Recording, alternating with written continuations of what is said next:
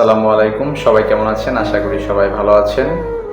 তো আজকে ফেসবুকে অনেকেই দেখছেন যে অভিনেতা আরফান নিশোকে গ্রেপ্তার করা হয়েছে। আসলে আমার মতো আপনাদেরও প্রশ্ন জাগে, আসলে কেন গ্রেপ্তার করা হলো, কী কারণে গ্রেপ্তার করা হলো। আসলে এগুলো আমরা কেউই কিন্তু এখন পর্যন্ত জানি না। আসুন ভিডিওটা একটু দেখি।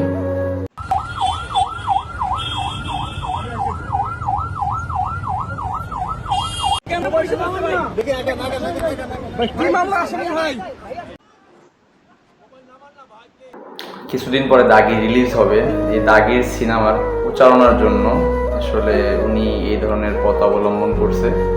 আসলে এরকম একটা রিয়েল ক্যারেক্টার নিয়ে, মানে দাগির যে একটা ক্যারেক্টার, এই ক্যারেক্টারটা নিয়ে আসলে উনি এইভাবে ছবির প্রচারণার জন্য আসলে এই কাজটা করছে। আসলে আমাদের প্রথম আসলে ভিডিওটা দেখে আমাদের মনে অনেক কৌতূহল জাগছে, আসলে কি আরফান নিশো কোনো কারণে গ্রেপ্তার হইলো কিনা, আসলে সে কোনো অকারণে জড়িত কিনা, ইত্যাদি অনেক কিছুই মনে প্রশ্ন জাগছে। আসলে কেউই ক্লিয়ার কাট না, কেউই এইভাবে জানে না আসলে কি বিষয়টা কি হয়েছে। তো আপনাদের সাথে আমি যতটুকু জানলাম বুঝলাম, তো এইভাবেই আসলে বিষয়টা এরকমই। আসলে ওনার ছবির প্রচারণার ক্ষেত্রে আসলে উনি এই ক্যারেক্টারটা নিয়েছে, এইভাবে আর কি পাবলিকের মাধ্যমে পাবলিকের কাছে প্রকাশ করছে। তো আসলে ভয় পাওয়ার কোনো কারণ নাই যারা আরফান নিশোর ফ্যানেরা আছেন। তো আমিও ওনার একজন ভক্ত, ওনার নাটক দেখি, ছবি দেখি, খুবই ভালো লাগে।